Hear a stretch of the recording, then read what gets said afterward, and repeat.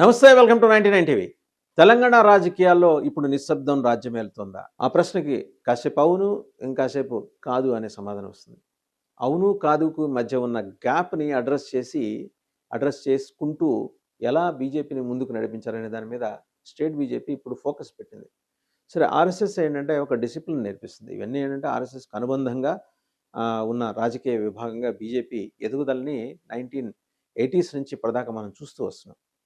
2 సీట్ల నుంచి ఈరోజు దేశాన్ని ఏలే స్థాయి మూడోసారి కూడా, అంటే ఎన్డీఏ వచ్చిన తర్వాత మూడోసారి కూడా దేశాన్ని ఏలే స్థాయికి పార్టీని నడిపించింది ఏంటంటే ఆర్ఎస్ఎస్ ఇచ్చిన క్రమశిక్షణ.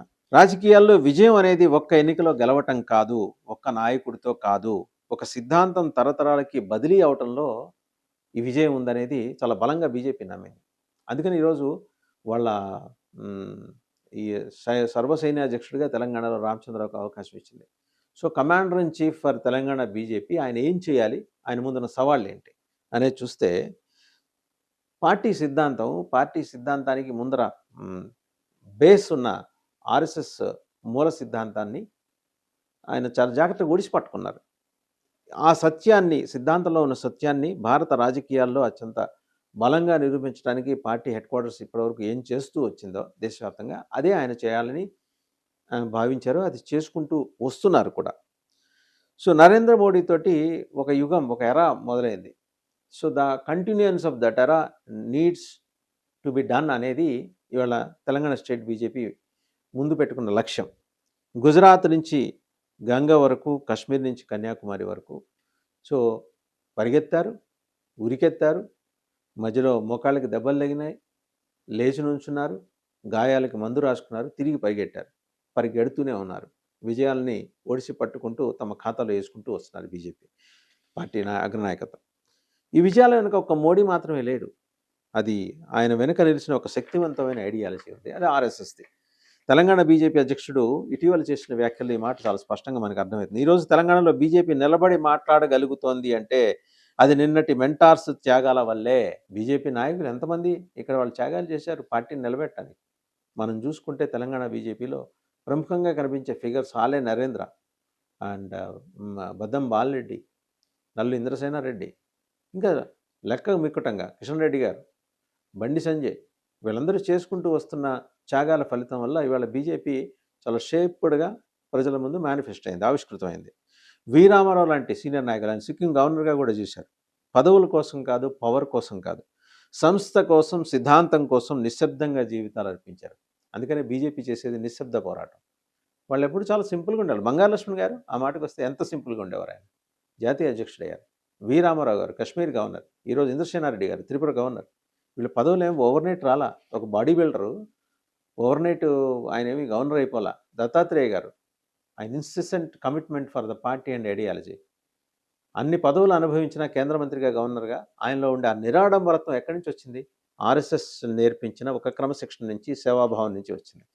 అండ్ ఆర్ఎస్ఎస్ ప్రత్యేకత గురించి మాట్లాడితే ఎన్నికల సమయంలో మాత్రమే కనిపించదు, టీవీ డిబేట్లో మాత్రమే ఆర్ఎస్ఎస్ మాట్లాడదు, ఆర్ఎస్ఎస్ నాయకత్వం మాట్లాడదు. వాళ్ళు పని చేసుకుంటూ వెళ్ళటం ద్వారా మాట్లాడుతుంటారు. అదే ఫార్ములా. ఈరోజు ఉదయం నుంచి సాయంత్రం వరకు గ్రామం కావచ్చు, కాలనీ కావచ్చు, క్యాంపస్ కావచ్చు, తర్వాత గేటెడ్ కమ్యూనిటీస్ కావచ్చు, అన్ని చోట్ల ఆర్ఎస్ఎస్ పనిచేస్తోంది. శాఖలు ఉన్నాయి, బౌద్ధిక చర్చలు ఉన్నాయి, సేవా కార్యక్రమాలు ఉన్నాయి. ఇవన్నీ కలిసి ఒక రాజకీయ పార్టీకి నైతికంగా బలం ఇస్తూ వస్తున్న సందర్భం మనకి కనిపిస్తూ వస్తుంది తెలంగాణలో. ఇది మోదీ యుగంలో భారతదేశం మొత్తం చూసింది. ఆర్ఎస్ఎస్ ప్రోవెస్నెస్ ఏంటి, ఎలా పనిచేస్తుంది అనేది. ఉత్తరప్రదేశ్లో దశాబ్దాలుగా కష్టపడిన ఆర్ఎస్ఎస్ కార్యకర్తలు ఈరోజు అక్కడ యోగి ప్రభుత్వ నిర్మాణం వెనక బ్యాక్ బోన్గా నిలిచారు. బెంగాల్లో హింసా బెదిరింపుల మధ్య ఆర్ఎస్ఎస్ బీజేపీ క్యాడర్ నలిగిపోయింది, కానీ నిలబడింది. ఈశాన్య రాష్ట్రాల్లో చూస్తే కనుక బీజేపీ అడుగు పెట్టిందంటే అది సిద్ధాంత బలం వల్లే, కానీ ఇతరత్ర కారణాల వల్ల కాదు. తెలంగాణలో కూడా అదే ప్రయాణాన్ని రామచంద్రరావు అందిపుచ్చుకున్నారు. ఇంతకుముందు బండి సంజయ్, కిషన్ రెడ్డి వాళ్ళు అధ్యక్షులుగా ఉన్న సమయాల్లో చేస్తూ వస్తున్న కార్యక్రమాలకి వాటిని మరింత ఉద్దీపింపజేయడానికి రామచంద్రరావు ఇన్సెసెంట్ ఎఫర్ట్స్ పెడుతున్నారు.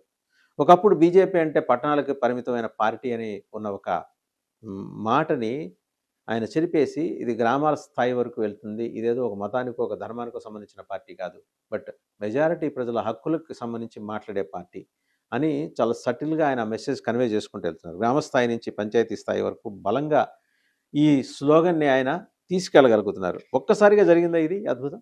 లేదు. కంటిన్యూయస్ ఎఫర్ట్స్ వల్ల జరిగింది. మెంటర్స్ ఉన్నారు, సిద్ధాంతకర్తలు ఉన్నారు, కార్యకర్తలు ఉన్నారు, సిద్ధాంతం. ఈ 3 కలిపి చేస్తూ వస్తున్న దీర్ఘకాల యుద్ధం. రామచంద్రరావు చెప్పే మాట ఒకటే. ఆయన ఏమంటారంటే నాయకత్వం మారొచ్చు, కానీ ఐడియాలజీ మారకూడదు. వాళ్ళ నాయకత్వం మారుతుంటుంది. ఎందుకంటే ఒక్కొక్కళ్ళు 2 ఏళ్ళు పనిచేస్తారు.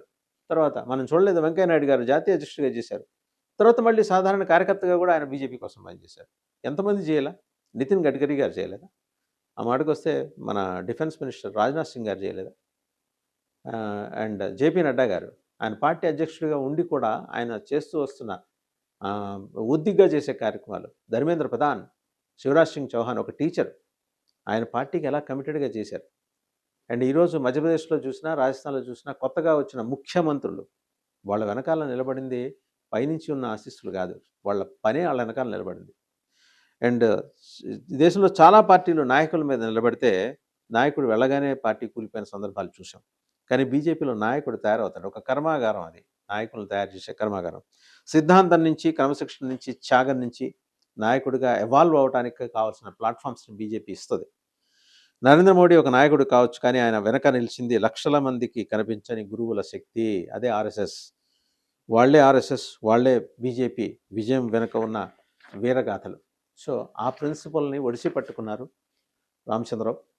ఇంతకుముందు తమ అధ్యక్షులు నడిచిన బాటని మరింత సువిశాలంగా చేసుకొని ప్రజలకి మరింత చేరువ కావడానికి, పార్టీని ప్రజల దగ్గరికి తీసుకెళ్ళడానికి ఆయన చేస్తూ వస్తున్న ఎఫర్ట్స్ నెమ్మదిగా ఫలితాలు ఇస్తున్నాయి. దీర్ఘకాలంలో బీజేపీ ఇక్కడ అద్భుతాలు సృష్టించడానికి కావాల్సిన ప్లాట్ఫామ్ని తాను తయారు చేయగలనే నమ్మకాన్ని అయితే ఆయన కార్యకర్తలకు ఇస్తున్నారు రామచంద్ర.